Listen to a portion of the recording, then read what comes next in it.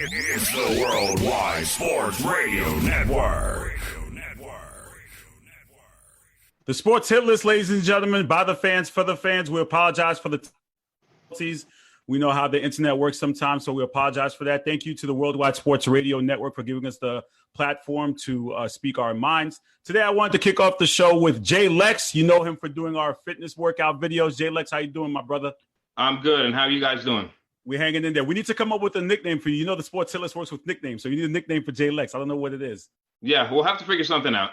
And we have, for the very first time on our live edition, the African Miss Cleo, Mr. Paul Akizzi. Paul, how you doing, bro? You have the car. You're in the car. That's your vintage move. In the car, yes. Right? Yes. Where's the shower cap? To everybody. I want to wish Jay Lex luck today. Where's the shower cap? Where's the shower cap? I can't wear it anymore. You know what I'm saying? I got to grow out the fro. All right. So the other day, Jay Lex posted a video talking about the Redskins. The Washington Redskins are changing their name, and his take was pretty controversial. So he pretty much mentioned a lot of other different sports teams that may be up for name changes, and we've seen a lot of other sports teams with the Native American heritage names kind of up in question, such as the Braves, the Indians, the Blackhawks, the Chiefs. And also a lot of college sports teams. And Jay Lex also even mentioned possibly the Yankees, and just saying how, all it takes is one person to complain. Jay Lex, what are your thoughts and just elaborating on your video and your take? Yeah, so I want to be very clear. I'm not arguing that the Redskins name should not be changed. It's clearly offensive to people of the Native American community. I have no issues with the name change itself. But what I am saying is we live in a politically correct time. And in that time, anybody can find just about anything offensive. We were talking about, I heard things come up about the Seahawks. Carmelo Anthony says that the Golden State Warriors should change their name, the name Warriors. I didn't know that was offensive. The Indians, the Chiefs, the Braves, these are not names, as far as I know, that are offensive or derogatory towards Native American people. But now, and we're not just talking about professional or even college, we're talking about high school and elementary schools who have these names. They're not meant to be derogatory. And now all those names are going to have to be changed because people want to, for some odd reason, change the way history went. History was ugly. What happened to the Native Americans was terrible, but you can't change and rewrite history because it's deemed either derogatory or offensive. I mean, the case of the Redskins, leave them aside, but all these other names, what other names can you use out there that aren't going to be derogatory or have some kind of racial influence to them or anything along those lines? That's all that I was really saying as it pertained to the Redskins, quote unquote, controversy, or what I said. So Jay Lex's video can be found on our Facebook page. Paul Akizzi was the first to comment on it, and he completely disagreed. And he said, Carl, he tagged all the admins in the Sports Hit List group. Special shout out to the Sports Hit List group for keeping our daily content. And Paul said to us, what are you guys doing giving him airtime? What is this? So Paul disagreed. Paul, what is your opinion on Jay Lex's opinion? For one thing, I noticed something with Jay Lex on Monday. If you read through what happened on Monday between all of us and him and Marcus, his comment was, when will this end? Meaning to what it implies when you say something like that, when in terms of the Redskins announcing the name change, is that you don't find the name that offensive, and you don't deem other Native American team names as offensive. So I just wanted to break down a little bit, a little history. And Carl, you know what I say about history, but I'm gonna break down a little history of why it's offensive. Okay, for one, if we go back to the 1800s, not talking about the wars and everything. If we go back to the 1800s, you see what happened with the original Black Hawk. When he tried to fight for his land back in Illinois, he was arrested and brought to President Andrew Johnson.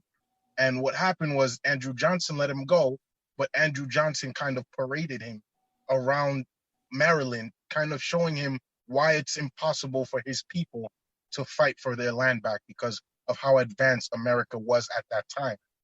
So while he was parading him, people were, gathering around in crowds, applauding, kind of looking at him like a character or caricature. Yeah, you understand what I'm saying? So in that time, in the 1800s, we see a lot of white Americans take the names of Native Americans and kind of culturally appropriate some of their culture while dismissing them as a people. We have to remember at this time, this is when the Trail of Tears happened. And this is also around the time when kicking them out of their lands in the southeast of America, they gave them blankets with chicken pox. They kind of dismissed them and kicked them out of their original land. Yeah. So when we look at the history of these names, we see people whitewashing what happened to the Native Americans and saying that, oh, but this is meant to be positive, but not teaching people the real history of the names and the origins of where these names came from. If you look at the original Braves mascot, it is an absolutely offensive image of a Native American. That is absolutely not how a Native American looks like.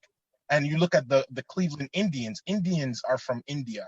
And the red that's the mascot comes from scalping Native American heads and then their skin, being painted red. That's where the mascot coloring comes from. So we have to understand that if we do not teach the historical aspect of a lot of these mascots, we will not know that they're offensive to Native Americans. They polled a lot of our Native Americans, and majority of them said that they find all of these names offensive. If you want to honor Native Americans, you give them their land back, but you don't honor them by culturally appropriating them while treating them as second-class citizens in this country. Well, you know what, Paul? I think both of you guys make compelling points, and it sounds like you guys are agreeing that name changes are going to be relevant in the next decade. So, are we both agreeing on the same thing? Because Paul is basically taking the historical context, and Jay Lex, you're basically saying a lot of these team names could be up for change. So, you guys are basically agreeing with each other, no? What I would say to Paul then is, how does changing a team's name, excluding the Redskins, and how does changing an Indian's name and basically erasing it from history teach anybody anything? They're not, if the Cleveland Indians are called the Cleveland, I don't know, whatever name you want to come up with, whatever related to the Cleveland Ohios, you're essentially erasing the history. Now, if you want the teams to teach the history of what those names are, I have no issues with that. But how many team names are you going to change because of something that happened? And it's terrible what happened, but it also didn't happen yesterday. It happened 200 plus years ago. And now you're going to change a bunch of names, whether it's high school, whether it's college, whether it's a professional team, and you're basically going to erase a piece of history because nobody's going to talk about it once they change the name. Once the Redskins thing is done, it'll be talked about for a little bit, and then it's going to go into the back, and nobody's going to know the history. So that's why I say, in the case of the Redskins, you can change the name if you want to. But Braves, even though many moons ago it was an offensive, there was an offensive mascot towards it. There was an offensive imagery, I should say. Excuse me. How do you teach the history if people don't know what the name is? Like, you can't have it both ways. It can't be, oh, we want to teach the history, but we also want to erase it at the same time. It can't work. Hey, Jay Lex, just want to quick you out. Greg said that your points are doo-doo. Just to let you know. So I'm just letting you know what he said. Those are Greg points. Shout out to Greg. So he can say my points are doo-doo, but I do feel like if you want to teach history, I have no problems with that. But how many, I don't know the exact percentage, but how many team names have some type of racial bigotry involved or some type of history? You can't erase it all. As bad as the world is, you can't erase it. All you can do is teach and move on. Paul, quick final points on Jay Lex's take, because we got to move on to the next segment. I'm sorry, guys. This is where I disagree with Jay Lex. For one, as we've seen over the last 4 months, sports is not important in the realm of life. So you're removing the team names from sports teams. You understand what I'm saying? Education is something that should be taught in school. If we go through textbooks, for example, McGraw-Hill, you only have 2 paragraphs teaching about Native Americans or 2 paragraphs teaching about the wars between Native Americans and American settlers when these wars have happened for centuries. So we need to stop this thing of thinking that sports is the end all be all. No, if you remove the Native American team names from sports teams, it doesn't negate the fact that Native Americans, a third of Native Americans are still going to bed hungry. You understand what I'm saying? So sports, that's it. It's just sports. You're removing the team names for one. removing the negative stereotypes that can be taught. It's so cringeworthy when I'm watching people doing, oh, that to me is so cringeworthy and offensive.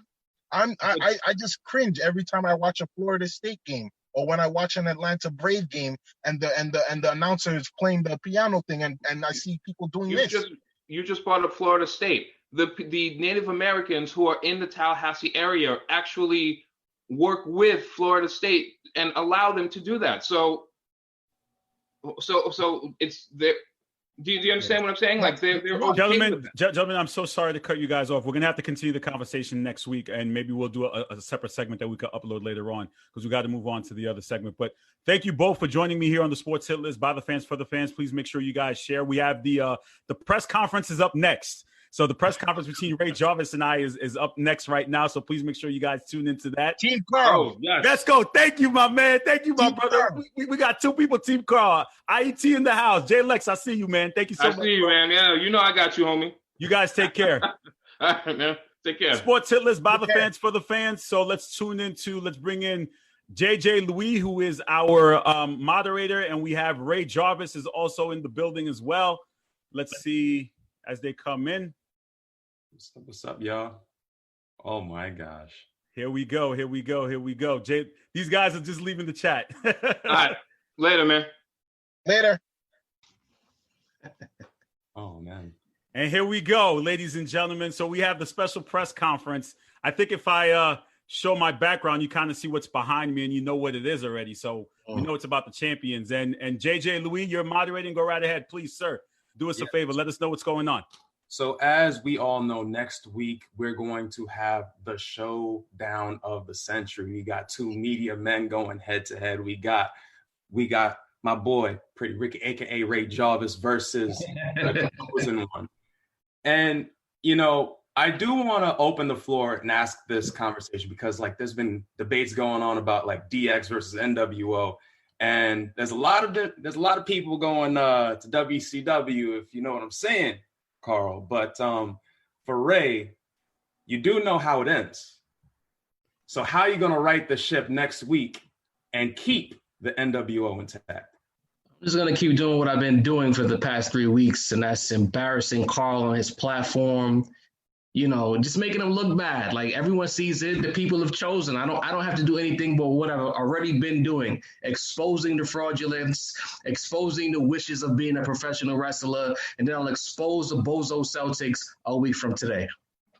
You know, and it's crazy to think about because like y'all been going back and forth like within hours of each other, like not even days. We going hours upon hours upon hours. You know what I find really, really funny? The fact that Ray wants to sit here and say, I am living my wrestling dream, but he started it with the NWO. So who's really living a dream? Yeah, to me, I'm not. But you chose the narrative, though. You chose the NWO. So how did you expect me to reply? I don't understand how that works. False. How is that false? Your first video was about the NWO. Don't start the emotional nonsense a few seconds in. Relax. I'm not starting emotional nonsense. I'm giving facts. Raising your octaves. Take it easy, champ. You know, I use some music. I use an aesthetic. And unlike Carl, once I realized the people reacted to it, I gave the people what they wanted. And when Carl decided to start giving history lessons about things unrelated to basketball, what did I do once again? I gave the people what they wanted and got it back on track. You know, that's what I do. I provide the people their needs while Carl yells and screams. I don't yell and scream. I give facts, and people You're already yelling. For emotion. I gave the facts. You basically claim that I'm living a wrestling dream, but you're doing the same exact thing. You're out here recruiting people to your clique. What are you talking about? I didn't give you a wrestling history lesson. I spoke about the Celtics. Okay, that's fine. Talk about the Celtics. I can talk about basketball. I've been talking about basketball for the last 15 years. So what you was telling us about DX and NWO for a week ago with that bozo, the promo. No one cares about that. We care about the Celtics. Stay on focus. What about? I am on focus. I know what I'm doing. I'm very much on focus. I know what the question is, and you try to change the narrative. And then the other thing I don't like is the 38-second promo about the history of pro wrestling factions when it's about basketball. Why? No one asked you for that. But you clearly threw out the NWO though, so that's just I irrelevant. So that's completely irrelevant. So then why didn't you use a basketball attack? Why didn't you use a basketball attack? You see what I'm saying? He's changing the narrative, JJ. He attacks with the NWO promo, but then now he wants to change it back and say it's about basketball. What is it really about? I will debate. What is it really about? I'm confused. Ask yourself that. You're the one who cut the promo, silly. You cut the first one. You cut the first one. What are you talking about? What was I talking about, Carl? Oh my goodness! You cut the first one, my guy. You want to talk about basketball? They're not overrated. They're not overrated. You want to stick to basketball? You gotta hold back to basketball. JJ, get your man. JJ, get your man and moderate this. Listen. You gotta hold that till next week. Now you gotta loosen the reins. I ain't giving you nothing. I'm just trying to understand why he talking about wrestling and then ask me what am I talking about? I talked about basketball with some wrestling music in the background. You talking about wrestling? Talk about basketball. We know what it is. They're not overrated. I know how it ends. What are you talking about? Why you wear a wrestling T-shirt today, huh? Say it again. Why you in one of your wrestling T-shirts today? Why? Because you feel bad now, Shelton? No, because I want to save it for next week. I'm not Shelton Benjamin. Get out of here. What are you, Apollo Crews? Stop it. Cut the nonsense. Cut the nonsense. Look, you see. Look, listen. I'm gonna let him talk. I'm gonna let him talk because he's not letting me talk. I'm gonna let him talk because he's not letting me talk. Why would you wear MTV T-shirt with everything happening with Nick Cannon today? Well, come on, media man. I'm not gonna let him talk. Media man, you don't even know what's going on. Are you gonna let me talk or not? Yeah, talk nonsense. See, look, listen. You see what I'm talking about? First, he changes the narrative to pro wrestling. Then he says it's basketball. Now he's changing it to music. Now he's changing it to music. So which lane are you going to choose? You tell me. A 38-second promo about wrestling for basketball. So you tell me which lane you're going to choose. You tell me which lane you're going to choose. I didn't do that. You did. You tell me which lane you're going to choose, my guy. You tell me which lane you're going to choose. You pick because again, you're starting the narrative. He's starting the narrative. First, it's about anyway, Gene Luis. Yeah, you're the moderator. I even in the video. Yeah. I put a clip of Carl playing basketball. It's always been about basketball. It never changed. There was a certain level of consistency that you kept. As a matter of fact, I will say this. Consistency. I will say this. I've been consistent in what I've been saying all along. In Carl's defense, you did fire the first shot. No. With the WWE influence, you did fire the first shot, but that he did. It is. But he's trying to change it now and say that I'm not the one saying anything. It's all fair. It's all fair in love and war because of the fact of the matter is next week we already know what's going down. We got Celtics, but we ain't even got to get into the the nitty gritty of the situation because we all know about the whole thing. And now, Ray, I will say this much: I'm a Zoe. I already know the fix is in. I gotta put it out there. But in the same the token, fix isn't in. And you know what? Ray had a stipulation, and he thinks he's cute with the little stipulation. Meanwhile, half the group has already made their decision because what? They don't like the Celtics. So you really believe it's the truth? It's the truth. You're looking at a group that's in New York. What do you expect? Are you dumb? Are you dumb, stupid, or slow? Pick one. So what that Are means, you dumb? Are you dumb? You're not going to accept the stipulation? Is that what you're saying? There's a little bit of skewing this with the stipulation here. We have to draw the lines. What are we talking about? More votes? No. More votes or what? Because people already don't. JJ, listen. People already don't like the Celtics as it is in the group. So he's saying based off the group. Those are the facts. I'm telling you the facts, and you know it. You know the facts. It's the truth. I'm not copping no plea. I'm giving you the facts. You just don't want to accept the facts. It is what it is. Next week we're gonna have questions for the both of you. We're gonna have set the table for the both of you. Not just Ray, not just you, both of y'all. Y'all both gonna have to step up to the plate. Mm-hmm. And if you are the media man, you can sway certain opinions. This has happened before. There's a reason why Skip Bayless is still on TV now. So there's certain elements in there that we gotta wait till later on. Ray, I wanted to say this. I am a Zoe, but to Carl's point, I have been taught not to like Massachusetts. So I draw the line down the middle. The line is in the sand. Ladies and gentlemen, brothers and sisters, in the words of, listen, it is what it is. We already know what it is. It's an ambush. But, no. But I say that, though, I'm being emotional. You know what? I'm changing the narrative. We know what it is already. We know what it is. It's okay. I'm here to defend my team. Right? Listen, Carl. You constantly say that you have your facts. Your facts always carry you through. If you have the facts and the media man is prepared to media man, right, then you will win next week. But the fact remains is this.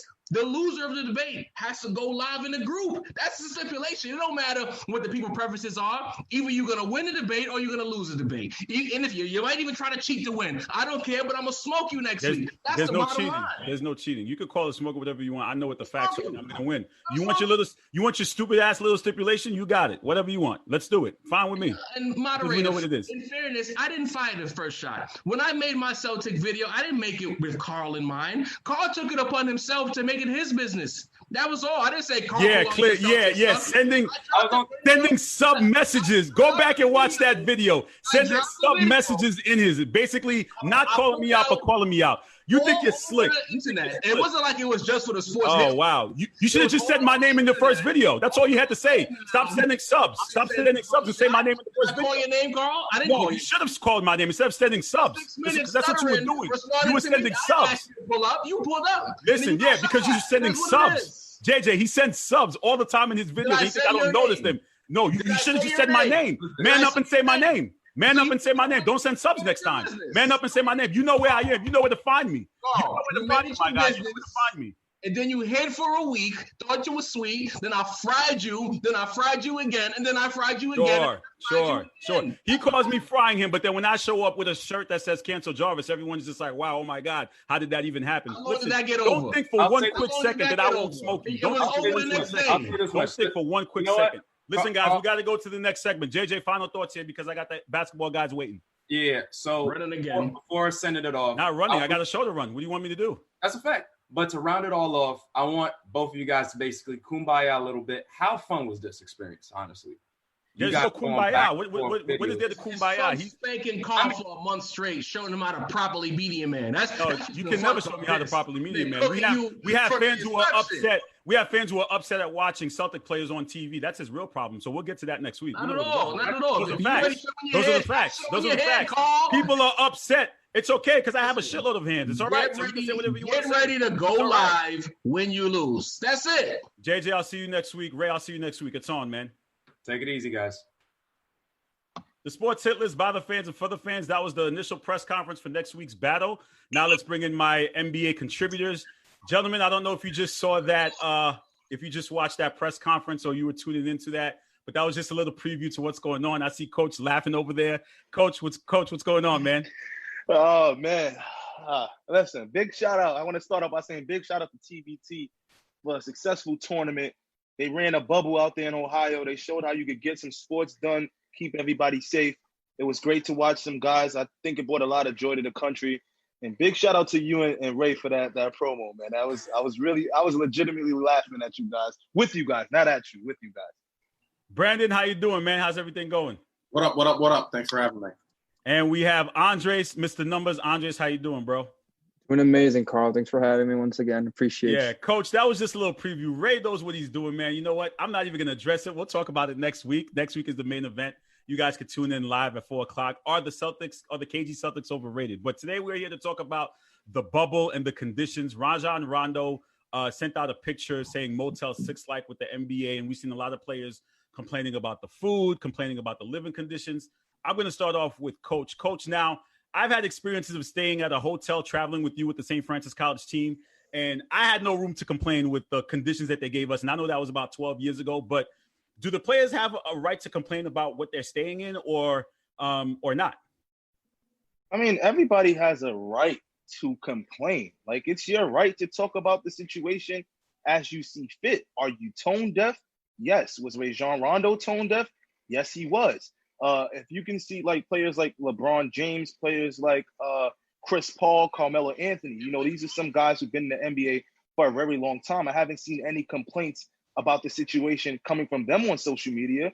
And I would hope that players like J.R. Smith be appreciative, because 3 weeks ago, and J.R. Smith is someone that I actually think is a cool person. I know his brother, Chris, he's a good guy. 3 weeks ago, he didn't have an NBA job. Now he has an opportunity to compete for a national championship with the NBA, with the Lakers. And I think he should be appreciative of the situation. Mr. Numbers, what do you think of the complaints?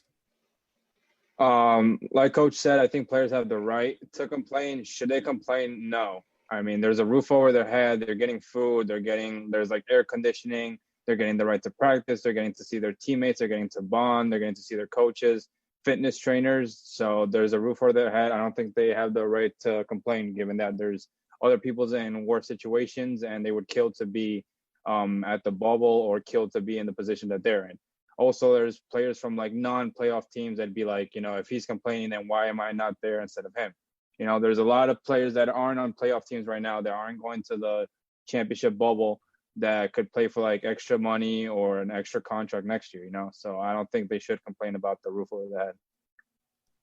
Falco, what are your thoughts on the NBA players and the conditions of the bubble? First words that come to mind is greedy, unappreciative. You're not there for vacation. You're there to play basketball and compete for a world championship. I'm an athlete myself. I was a baseball guy, so it's a little different. I dreamt as a kid to be playing in the World Series every day of my life. That was my dream growing up, is I want to play baseball as long as I can at the highest level possible, and I want to compete for a championship. That would be my ultimate dream in life.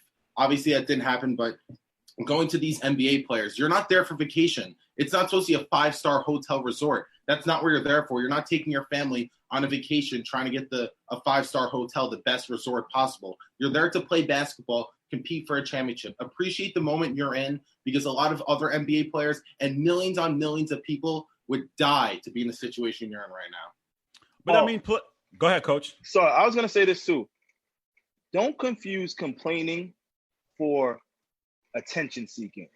I think some of these players just love the attention, and they love all eyes on them. They love to make jokes. Like J.R. Smith, I really don't think J.R. Smith meant that these conditions were subpar.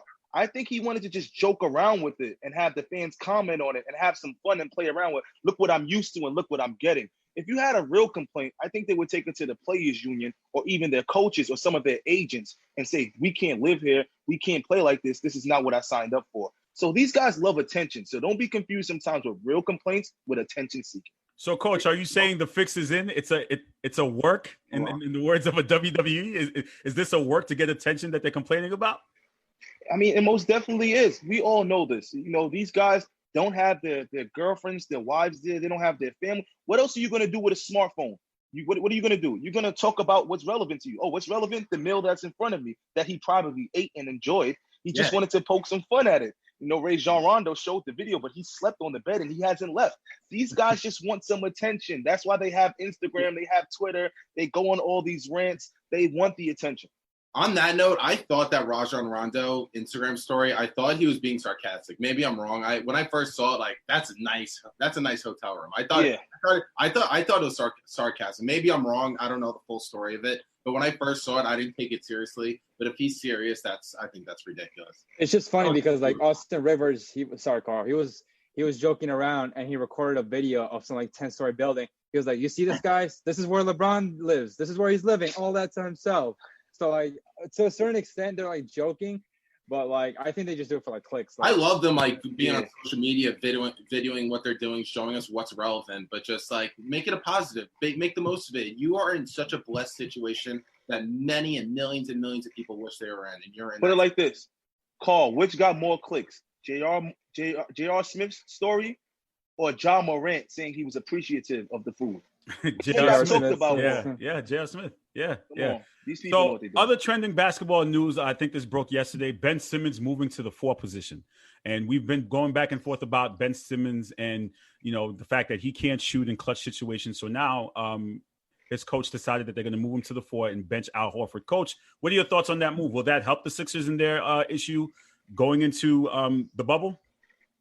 I think the Sixers was a team that was kind of trying to figure out more of an identity as well. I don't think they were actually comfortable in their own skin going into the bubble.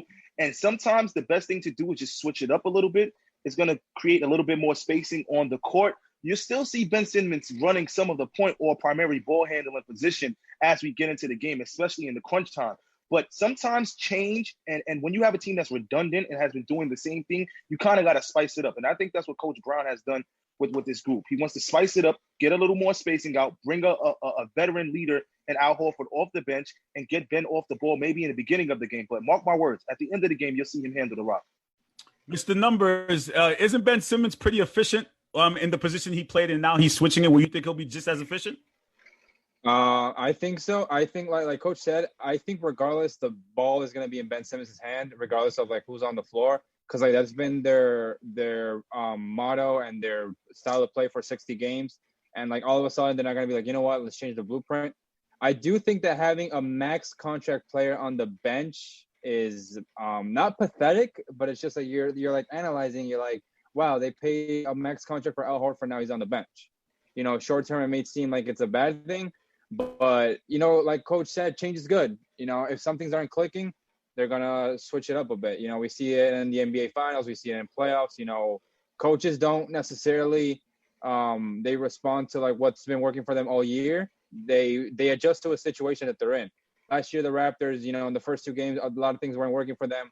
And they're like, you know what, let's build a wall around Giannis. And then he shot like 36% from the field in the next 4 games. So change is always good. Having a max player on the bench is bad, but change is always good. So, yeah. Falco, I know you've been paying attention to the Flakers, and LeBron. What are your thoughts on what are your thoughts on Ben Simmons moving from the point to the 4? That's not the Philadelphia Sixers issues. Their issues is they're 10-24 on the road, but when the season stopped, they're good they're a good home team, and they're good when they're used to the situation. They got the crowd behind them, but that's not the situation now. Sleeping in your own beds, having your own hotel, they don't have that right now. It's a different situation, and again, even though it's a neutral court, in the 76ers situation, it's more of like they're on the road. I cannot picture Ben Simmons playing off the ball. He's arguably one of, if not the best passer in basketball, probably a top 3 to top 5 playmaker, unbelievable finisher. I think he creates space, but I simply just can't see this happening.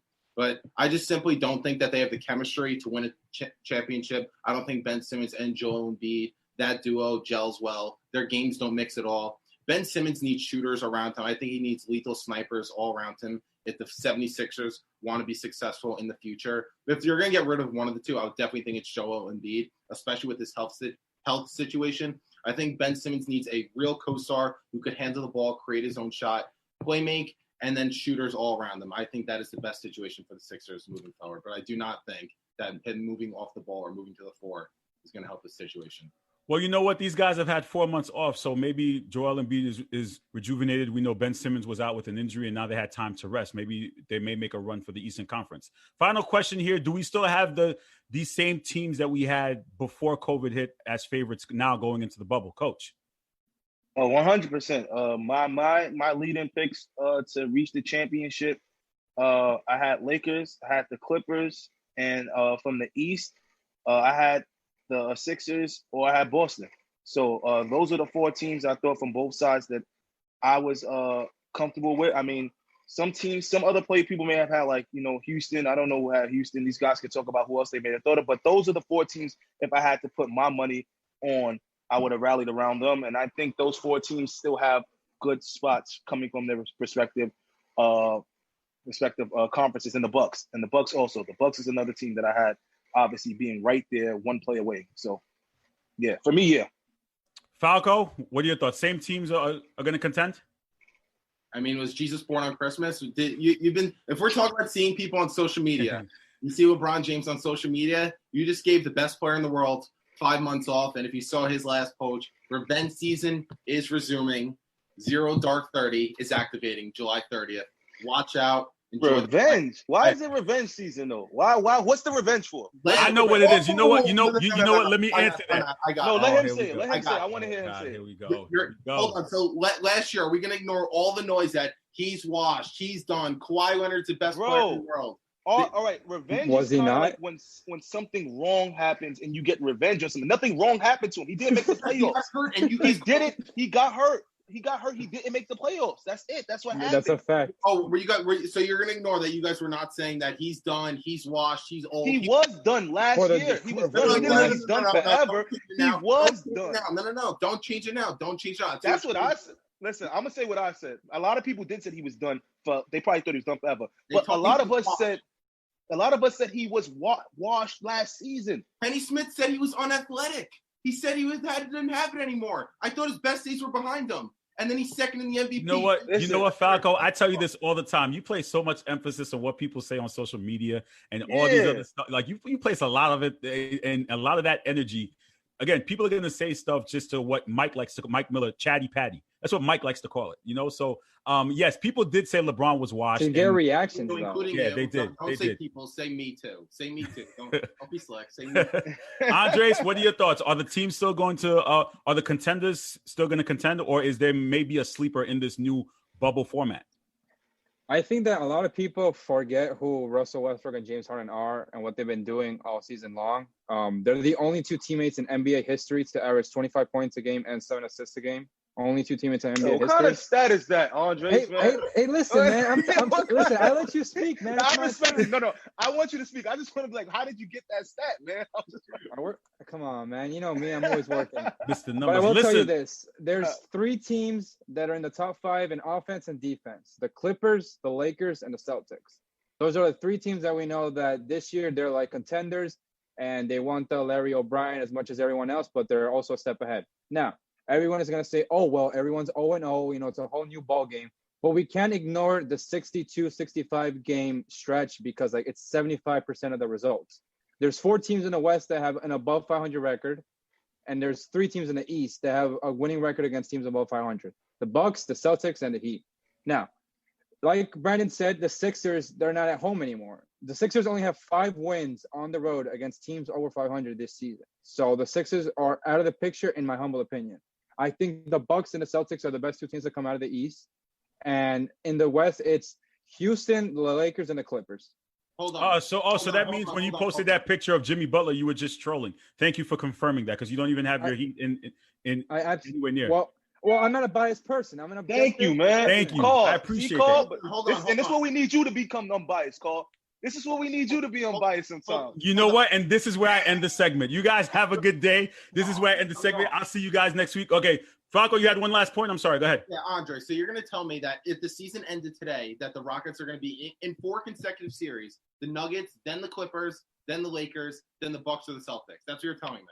Absolutely. Wake me up when that happens. Please wake me up. Well, you know what? Well, you know what? You said the magic word. We don't deal with ifs. We deal with the facts. You know that already, Falco. So that's the seedings right now as you speak today. The seedings as we speak today. I didn't make it up. That's you guys have a good day. Thank you for coming on today. You guys tune in next week. Have your popcorn ready for the main event. Ray Jarvis versus Carl Coulange. I'll talk to you guys soon. Take care. Peace. You're watching the Sports Hit List by the fans for the fans. Let me bring in my NFL panel and special guest Dan Tortora to talk about some NFL. Let's see who we have here. Travis, can you hear me, my brother? How you doing, man? What's going on, sir? I'm here. I'm in the building. The commissioner, self-proclaimed commissioner of the Sports Hit List. How you doing, bro? Good, man. I'm good. How y'all doing? I'm good. And we have a very special happy guest. Dak can get his deal. That's what he's happy about. Can I introduce my guest first?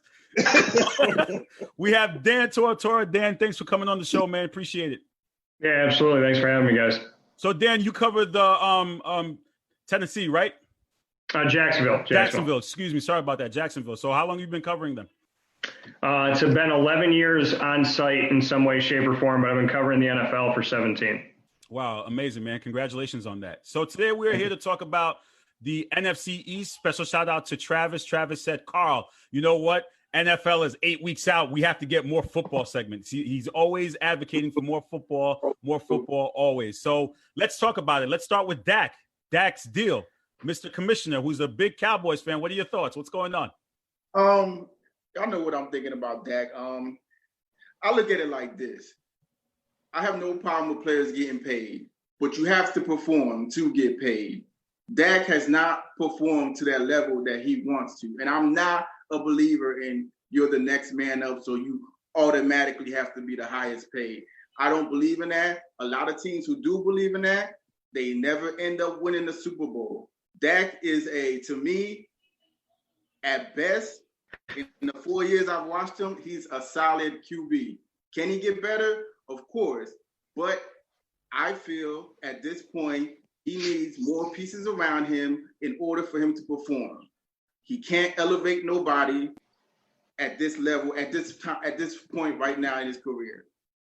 And if you give him that money, he's going to have to lose some pieces. And we've seen Dak when he didn't have his pieces.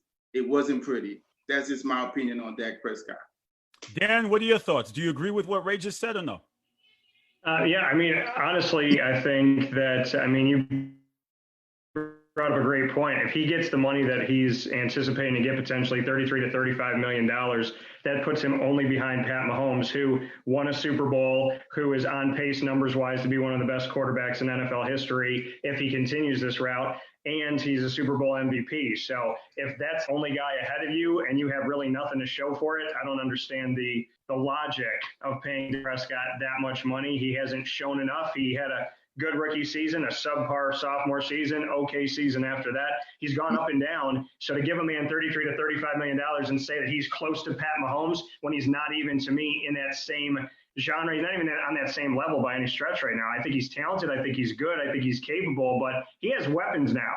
And you're going to have to pay CeeDee Lamb coming up. You're going to have to pay Michael Gallup coming up. Zeke is going to want more money. Obviously, he's going to want to be the highest paid guy on the team. So, I think Dak is a good quarterback, but show me what you can do consistently and do what Pat Mahomes did and say, like, listen, I want longevity. I want to be able to pay for other players to be on this team. Dallas won't be able to afford the team that's going to go for Super Bowls if they're going to pay him that much money consistently. Travis, do you agree with the rest of the panel, or are you? No, I do not agree with the rest of the panel, Carl. See, this is where. Let me address Ray first, because Ray likes to talk about how things should be. If we agree on Dak's talent level, but that's not the way the system works. The system of the NFL. Dak is up. Hold on, Dak is up next. Okay, he has the production. He has shown us the best ability is availability. All right. He is the quarterback of that team. The Cowboys set themselves up for this. They sat here. They called him the franchise quarterback. They said he's their guy. If he's your guy, then show him. Put your money where your mouth is and pay that man.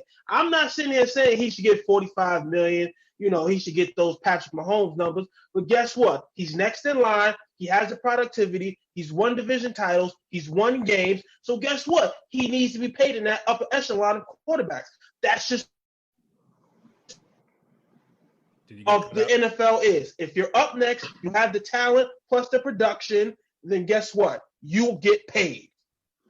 But that's not how it works though in every position. It just seems like that quarterback position, because other guys have to fight to get their money. Derrick Henry was pretty much the next in line for running backs, and he got nowhere near close to Zeke.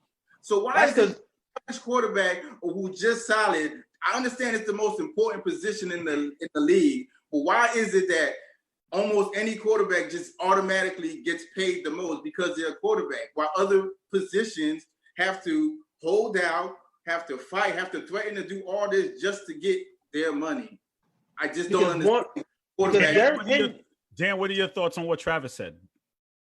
On what Dak being the next guy in line? I mean, Dak, listen, if you can get this is the thing about it. Does he have to show? I agree with Ray. He has to show more. He hasn't shown enough. Is he the next guy in line? Yeah, he's the next guy to try and go out and get paid. But it's a different story if we're talking about a Dallas Cowboys team that is leading the division consistently. That's not just barely making the playoffs. That is commanding that division. And then when they go forward, has an opportunity at the Super Bowl and to vie for championships. If we're talking about that type of Dak Prescott, then yeah, you have to pay him and you have to take care of him. But right now, if I'm Zeke, and to Ray's point, Derrick Henry, why does he have to fight? Why does he have to hold out? Why does he have to go through all of that? If Zeke is in that position where he sees the money that Dak's about to make, then Zeke's going to turn around and say, okay, you know what? I'm better than him. I make his job easier. I do more for this team than other people do. And again, I think the Cowboys are on the rise. CeeDee Lamb is looking at Amari Cooper's contract. Michael Gallup is looking at Amari Cooper's contract. They're not going to be able to afford this team in a year or two, and Dak has to be smart to this. I know he wants the money, but is he Aaron Rodgers? No. Is he Tom Brady? No. Is he Drew Brees right now? No. Is he Pat Mahomes? No. So I want him to make money, but, be reasonable, Dak. We've seen some good moments out of you, but he's still a question mark on my board. I don't know what he's going to be in his career. He's been up and down too much for me to judge him as a potential great, which is $33 to $35 million a year. Speaking of the NFC East, Travis, you have one last point because I got to move. Yeah, let me address that real fast. 2 points. One, Derrick Henry. We all know what Derrick Henry's limitations is. He's a 2-down back. He's not on the field on third down. And then to Dan's second point about how Dak, we don't know how you're going to give him all this money because he didn't win all these playoff games. How many playoff games Tony Romo won? Tony Romo is better than Dak. It doesn't matter. Did he win? Did he win playoff games? Did he take the Cowboys to the promised land? No, he did not. So therefore, hey, my man Dak. Well, go ahead. We can move on if you want. That's all I got on it. That's all I got on that. Okay, guys. So evaluating, we are here to evaluate the NFC East, not just the Cowboys. The Eagles won the division last year. Do we see them coming back and winning the division again? So, or could there be another team to take over in the NFC East? Dan? Honestly, I think what the Eagles have to really think about here is who is that backup going to be, and I think they tried to address that in the draft because Carson Wentz, to me, is a quarterback that he's another guy who's making $30 million a year, and he could be pushing for more as time goes by if he shows that consistency. But Philadelphia's been winning, but they had Nick Foles, they had that backup, they always had somebody to get the team to the rest of the season because Carson Wentz couldn't get through the entire season. I'm concerned about that. I'm concerned about their wide receivers right now, and their running back situation has kind of been a carousel. So, do I think Philadelphia can win the division? I think the Cowboys are on the rise, and they're going to give them the biggest fight for it. I think the Giants have talent, but I'm still worried about their wide receivers, and the Redskins are kind of a train wreck right now. So if I had to put my feet to the fire, I'd pick Philadelphia. I'd say it was close with them in Dallas, but I want to see Carson Wentz get through an entire season and be a leader through all the games, then into the playoffs, and wherever he could take them from there, because I want to make sure longevity is something he can bring to that team in his career. And unfortunately, he hasn't been able to do that, which is tough because he is a very, very talented player. Ray, what are your thoughts? Do you think the Eagles have it, or do the Giants have a chance? Is it open-ended, or are we just not going to mention them at all? Let's talk. It's just a two-team race in that division. It's the Eagles and the Cowboys. And I told everybody I picked the Eagles were going to win it last year because they got the better coach and they got the better quarterback. And I was right. And I'm a Cowboy fan, and I said that. And I still believe that. They still have the best coach, and they still have the better quarterback. The thing with the Cowboys that's probably hurting them is this corona. Not many people are out there practicing whatever Mike McCarthy's running, especially with the Dak situation. So at the moment, I'm still leaning towards the Eagles winning the division and being the first team to repeat in that division since like 2004 or something like that. Travis, what are your thoughts on the division as a whole? Did we lose him? Travis? He was just He's froze. He froze, right? Yeah. I think he's coming back in. Hold on. Coming back in. All right. Travis, can you hear me? Yes, sir. I'm back. So what are your thoughts on the division? Well, first, let's start off with the Eagles real fast. First things first, Carson Wentz. There's no more excuses, all right? I'm not here for it no more. We had the MVP caliber second year that ended with the injury. Then the third year, we was coming off the injury. Now, last year, we didn't have no weapons. Everybody got injured. But guess what? Everybody's back. The toolkit is loaded. Running back is a little suspect back there. But a low-key pickup that I did like of theirs was Marquise Goodwin at the wide receiver position. Match him up with Deshaun Jackson, whatever Alshon Jeffrey still has left in the tank. You still got Zach Ertz and the other tight end, Dallas Goedert, whatever his name is. Sorry. But I think that's a loaded wide receiver core right there. That defense, they upgraded the secondary just a little bit to get a little better. That D-line is still always one of the tops in the league. So I still think the Eagles win that division. Moving on to the Giants, they got the special teams coach, Joe Judge, I believe his name is. I remember when he first got hired, I put a video about that, how I enjoyed that hire. I like the hiring of special team coaches because they don't have one specific background. They're not an offensive guy. They're not a defensive guy. They're able to manage the team and put people in positions. They're flexible with their position, with the type of systems that they run. So hopefully he'll bring some of that to the team. Saquon Barkley. Is year number 3. Are you the guy? I know, Ray. I know you hate that word that he's got with that transcendent talent. And sometimes I lean with you right there. But it's year 3. You got to show us if you're the guy now, all right? This is it. All right? Year 2 of Daniel Jones, all right? It's a new system. So, therefore, I need to see some progression right there with that. Didn't really like their first round pick, their offensive tackle. I think they, out of the top 4 offensive tackles, I think they picked the worst of the 4. He's still good, but we'll see what happens with that. I don't know what side you tend to put him on. I don't really see him as a left tackle. I see him more as a right tackle, but we'll see what happens. Moving on to the Washington team. We don't even know what your name is. So therefore, I mean, if we want to talk about them, that's a good point. Like year 2 of the Dwayne Haskins project. Coming out of Ohio State, I really like Dwayne Haskins. He was one of his skill sets was apparently his release. If they did a comparison with a lot of NFL quarterbacks of his release time, it's up there with some of the top echelon quarterbacks we have in the NFL. And to me, release time has always been one of those things that have separated top flight quarterbacks. If you go over the years, look at the Tom Brady, the Drew Breeses. So those things, I really like that. We just got the game, I think, just has to slow down for him. Like right now, it's moving too fast. I think Ron Rivera will help him with that. That defense, I expect Ron Rivera to bring a lot to that defense right there. That defensive line should be very talented. They got 4 first-round picks on that defensive line. They got the 2 boys from Alabama on the interior. They got, I believe his name is Sweat, that the kid out of Mississippi State a couple years ago. And then you drafted Chase Young at number 2.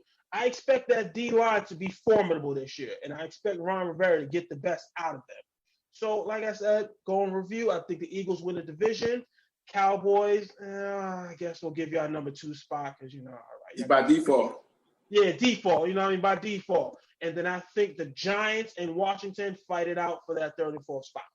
Do you think the Eagles suffer because of no fans? We know how much their fan base is pretty loud, pretty ruckus. Is that going to be a factor a lot for the Eagles going into the season and all the teams? Dan? Well, I mean, I think that Philadelphia is, quite frankly, the city of brotherly hate. So, I mean, if you don't have that fan base out there, it's going to cause some change. And I definitely, knowing that the Phillies and the Eagles aren't going to play in front of fans, the positive is that they didn't say that they're not going to play. They just said, we don't think we can do it with the fans. And I think that definitely affects some of these cities. I think it affects anybody. But, I mean, we all know Philadelphia. I mean, you take fans out of places like Philadelphia and New York City and the Detroits, and, like, there are just, like, these awesome, amazing, vibrant, hateful in Philadelphia fan bases. And what are you going to do without that? And what's that going to feel like? And what's the crowd volume going to be? Because they want to pump in cheers and, like, this fake simulation and whatnot. How are you going to pump in people in Philadelphia throwing batteries at people? So, I mean, it's going to be a different world. And, I mean, they did that with John Rocker. I mean, and those days were crazy. But, I mean, honestly, I think it's going to be strange. And I can't picture a world like that. But I want the sport more than anything else right now. I want safety first. And I want to see football. So if we have to do it without the fans, you'll go to a bar, you'll sit in your house, you'll make some chili, you'll enjoy it, you'll have a good time. We'll figure it out. And Philadelphia fans are going to put more holes in their walls at home than they are going to put them in the stadium. And maybe that'll help them renovate the house a little bit and get that honey-do list done for their significant. Ray, what is it going to take for America's team to be America's team again? Man, honestly, I really don't know. And this is why, I gave up with the Nobody knows. I'm going to go. That's why I'm so real and honest. When everybody was telling me last year this was a Super Bowl team, I told everybody no, it wasn't. But everybody looked at me like I was crazy. And what happened? 8-8. Trust me, I done been this role plenty of time with this team. That's why I rarely have any expectation. All I will say is it's a good roster. Jerry Jones, Stephen Jones, they have done very well on the draft. I will give them that. And that's probably why they're in the situation that they are in now with having to pay all these players. So I will give them that. But expectations, my expectations are low. And if anything goes up above that, I'm good. That's just me. I can't tell you what they need to do. I don't know. I'm going to be a fan. Travis, could a team from the NFC East make it to the Super Bowl? I know it's a crazy statement, but is it possible? I think the Eagles can. I think they have the capability. Like I said, that toolbox is loaded right there. The loss of Brandon Brooks on that offensive line was a big loss right there. And they're gonna be breaking in a new left tackle and the first round pick from a few years ago. I believe his name is Andre Dillard. and looks like they're going to move Jason Peters to that probably left guard position, which will be good, so he can help the kid at left tackle out, help mentor him, help keep him calm over there. But I think if you get that offensive line figured out, you manage to manufacture some type of run game, because the running back situation, who knows what that's going to be. Like Dan said, is kind of a carousel. But I think the weapons, Carson Wentz has the weapons this year. We all know he has the talent. It's just no more excuses this year. We need to see him put it together. Final thoughts here for the home team, the Giants. Without Eli Manning, does Danny Dimes do it in his first season without Eli? How does he do? How we managed to turn this into an Eli conversation? I just had to ask a question. No, I'm just asking a question. Let the media man ask a question. Let me ask a question. It's his first season. Like Danny Dimes is solo this year. So what's his expectations for him? I said Danny Dimes too, right? It's year two. It's going to be a new system. You got Coach Clapp back there. Jason Garrett as the OC. We'll see if he can capture some of that offensive coordinator magic he had. Well, we'll see. Like I said, to me, I need to see more from Saquon. My expectations of Saquon are higher than they are of Danny Dimes. All right. Dan, what are your thoughts on Danny Dimes this year? I covered him when he was at Duke, and I think, a quarterback guru is David Cutcliffe. I mean, he was responsible for working with Eli Manning and Peyton Manning, and he sent so many guys to the NFL, guys that sometimes they pan out, sometimes they don't, but he gets them there and they become starting quarterbacks in a bunch of different places. And I think, Daniel Jones, if he stays healthy, he is a talented guy. He is a capable guy. The biggest thing with me is that they had to address years ago the offensive line, and they didn't. They got Saquon Barkley, which was fantastic. I still don't know. When I look at their wide receiver list, Sterling Shepard, Golden Tate, I know Darius Slayton's a young guy supposed to step up. Corey Coleman can't stay healthy to save his life. David Stells, Alex Bachman, Austin Mack. A lot of these are not household names. So wide receiver is a question mark to me. But Saquon needed a good offensive line to help make his job easy. Daniel Jones needs to stay upright, which Eli Manning can talk all about that. So I think addressing the offensive line and spending so many draft picks on them, and I agree with the point made earlier that they didn't get the best offensive lineman available, but they got somebody and they ended up getting a few in the draft. I think they're finally listening to something that people have been saying. I know I've been saying for the last 2 or 3 years. So I do think that Giants get better with a better offensive line. I think Saquon is Saquon. And I do think Daniel Jones can do some good things. And I know he's capable of it. But again, I think that the ceiling has a limit here, and they're not going to break through a glass ceiling on this one. I think it's Philadelphia. I think the Cowboys are going to fight with them on that. I think we all have agreed on that. And then the Giants are probably going to end up third. And Washington, the Washington whatevers, Bandits, Red Tails, Red Wolves, whatever the heck they want to be called now. The presidents. I was like, if they're a president, every 4 years you change the logo, but whatever. That's another story. I don't think Washington's going anywhere fast, but I love Ron Rivera and I'm a fan of Dwayne Haskins. I think there's more in the tank there, but I don't know. I feel like Washington just confuses me. So Daniel Jones, he'll do some things, but is that going to mean more than 6 or 7 wins? Probably not. Ray, real quick on the Giants, unbiased opinion. He's giving me that look. Okay, that means I should wrap up the show. That means I should wrap up, right? I should wrap up, right?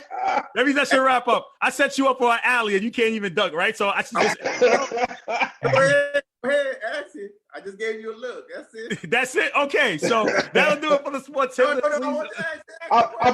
put it like this: Giants 1-1 against the Cowboys this year. No, it's another Dan, thank you so much for joining us here on the show. Can you please give everybody your show information so they can check it out? Yeah, Wake Up Call with Dan Torres live Monday through Friday, 9 to 11 a.m. Eastern time. You can listen to internet streaming radio worldwide, mixlr.com/wakeupcalldt. And you can go on to Facebook Live and watch us, facebook.com/live now DT. And of course, look up Wake Up Call on Facebook at Wake Up Call DT, Twitter at Call DT, and Instagram at Wake Up Call_DT. We'll definitely bring you back when we're talking about Jacksonville, and we'd love to have you back again for another football segment, man. Thank you so much. It was great. Thank you. Gentlemen, you guys made this fun. This was awesome. I can tell there's some fire between Travis and Ray, which I like. So there's a lot of fire, and I'm sure if you watch our content, there's a lot of fire in the sports list, whether it's football, pro wrestling, basketball, baseball. There's so much fire among us, and it's just unbelievable and good stuff to watch. And Travis, you're thank you for gracious joining host, me. Carl. So thank you for that. Appreciate it. No problem, man. Thank you. Appreciate it. Guys, thank you for joining me. Tomorrow, we're going to be doing the Mount Rushmore series for the NFL. Please make sure you stay tuned to that. We're doing the wide receiver position. We have 3 more left. We have the wide receiver, coaches, and quarterback. I know people will be looking forward to that. Please make sure you like, share, comment, subscribe. Also, check out other shows on the Worldwide Sports Radio Network. We have a bunch of shows. Please log on to their website and look out for their content. Thank you for watching. Everyone have a good week. Take care. It's the Worldwide Sports Radio Network.